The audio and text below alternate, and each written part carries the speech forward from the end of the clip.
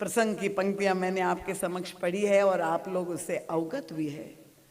प्रभु से निवेदन कर रहे, चरणों में प्रार्थना करने लगे हनुमान जी, नाथ क्या शैल पर कपिपति रहे, सो सुग्रीव दास तवाही, तेहि सन नाथ मैत्री कीजे, और दीन जानी तेहि अभय करीजे। पढ़ करके लगती है पंक्तियां बड़ी सीधी सी है, पर यही तो युग तुलसी परम पूज्य महाराज श्री की जो दृष्टि की विशेषता है। महाराज जी ने जब ये पंक्तियां पढ़ी तो महाराज जी को लगा बड़ी अटपटी बात श्री हनुमान जी कह रहे हैं। व्यवहारिक रूप से, बहिरंग रूप से देखे तो बिल्कुल संगत नहीं लग रही बात, क्योंकि प्रभु को परिचय दे रहे श्री हनुमान जी। किसका? सुग्रीव का परिचय दे रहे। किस रूप में दे रहे? उनका नाथ शैल पर कपिपति रहे, इस पर्वत पर बंदरों के राजा रह रहे। काहे के राजा? वास्तविकता क्या थी? जिसका राज्य भी छिन गया था, जिसका वैभव भी छिन गया था, पत्नी का भी अपहरण हो गया था, भागा फिर रहा था। हनुमान जी उसकी व्याख्या करते हुए, प्रभु बंदरों के राजा इस पर्वत पर निवास कर, और सो सुग्रीव दास तवई, प्रभु वो आपका दास है। कैसा दास?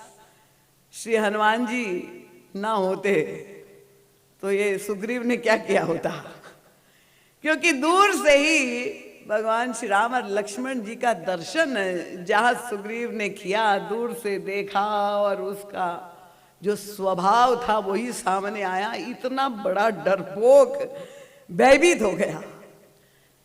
एक ही भय सता रहा है, बाली का भय, और ये बाली के भेजे हुए दूत है मुझे मारने के लिए आए हुए, और तब इतना घबरा गया कि यहां से भाग खड़ा हो जाए। ईश्वर को देख करके भी जिसको डर लगा, उसके लिए श्री हनुमान जी कह रहे, प्रभु वो आपका दास है। दास होता तो दौड़ के दर्शन करने के लिए न चला जाता, चरण पकड़ लेता। सो सुग्रीव दास तवई, और फिर विचित्र बात है, तेई सन नाथ मैत्री कीजिए, प्रभु चलिए आप उनको अपना मित्र बनाइए, और दीन जानते ही अभय करीजिए। प्रभु को कि चेहरे पे मुस्कुराहट आ गई, व्यंगात्मक हंसी। ये तो युग तुलसी परम पूज्य महाराज श्री देख पाए। ये तो अंतर्भाव है मानस के। प्रश्न चिन्ह आंखों में। प्रभु को लगा, हनुमान तुम जो व्याख्या कर रहे हो इस सुग्रीव का, ये काहे का राजा है सुग्रीव? और तब श्री हनुमान जी ने जो उत्तर दिया प्रभु को, वो भी संकेतों में दिया, वही महाराज जी समझ पाए। ये प्रश्नोत्तर जो संवाद हो रहा है केवल संकेतों में, नेत्रों में, ये मानस के अंतर्भाव है, जिसको परम पूज्य महाराज श्री ने मानस में गोता लगा करके निकाल करके हमें परोसे। और कितने तर्क संगत है, कितने भाव प्रवण है। जब प्रभु के मन में प्रश्न आया, कपिपति बंदरों के राजा शब्द सुन करके ये भागा फिर रहा है, काहे का राजा, काहे का राज्य, किस पर राज्य कर रहा है? तो हनुमान जी महाराज ने प्रभु से संकेत में कहा, प्रभु और कोई होता और परिचय पूछा होता तो मैं ऐसा परिचय न देता, पर आपने जब पूछा है उसका परिचय, तो आपकी जैसी व्याख्या है उसी के अनुसार मैं भी आपकी भाषा में ही व्याख्या कर रहा हूं। प्रभु ने पूछा कैसे? अब श्री हनुमान जी महाराज ने संकेत किया, याद दिला दिया, प्रभु याद कर लीजिए। कहा? प्रभु को महारानी कौशल्याम्बा के महल का संवाद हनुमान जी ने याद दिला दिया।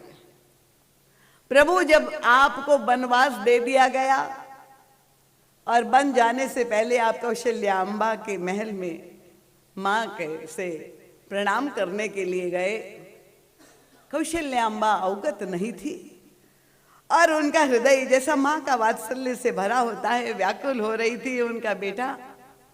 पता नहीं विधि विधान में कितना विलंब हो जाए, कर्मकांड ऐसा है तो आज तुम्हारा राज्याभिषेक है, विलंब हो सकता है, तो यदि तुम्हें व्रत करना है, भोजन नहीं करना है, तो कुछ फलाहार कर सकते हो।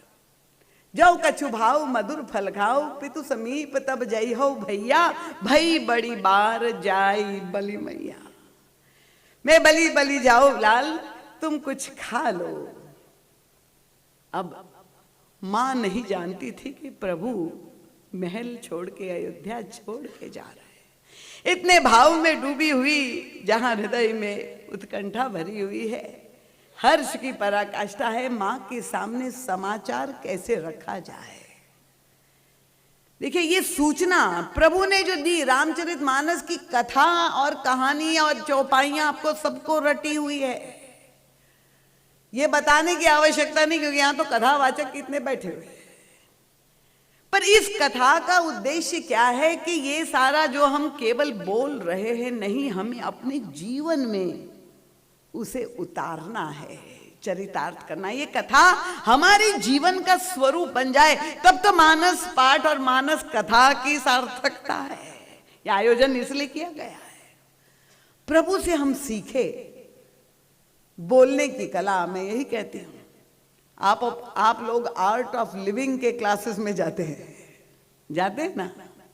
कुछ लोग यहां होंगे जो जाते होंगे। जीवन जीने की कला, मैं कहती हूँ जीवन जीने की कला, तो अब आर्ट ऑफ लिविंग के क्लासेस हुए। पर पौराणिक काल से हमारे सनातन धर्म, हमारे भारतवर्ष में, हमारे राष्ट्र में, हमारी जो संस्कृति है, क्या पहले भी ऐसे आर्ट ऑफ लिविंग के क्लासेस होते थे क्या? उस समय आर्ट ऑफ लिविंग कोई नहीं सिखाता था। उस समय तो रामचरितमानस का गायन ही सिखाया जाता था, क्योंकि मानस में केवल आर्ट ऑफ लिविंग नहीं, आर्ट ऑफ लीविंग, त्याग कैसे करना ये भी सिखाते हैं, जीवन जीना भी कैसे सिखाते हैं, आर्ट ऑफ लविंग, प्रेम कैसे किया जाए, आर्ट ऑफ स्पीकिंग, कैसे बोलना चाहिए। ये हमें अपने अवतार पुरुषों से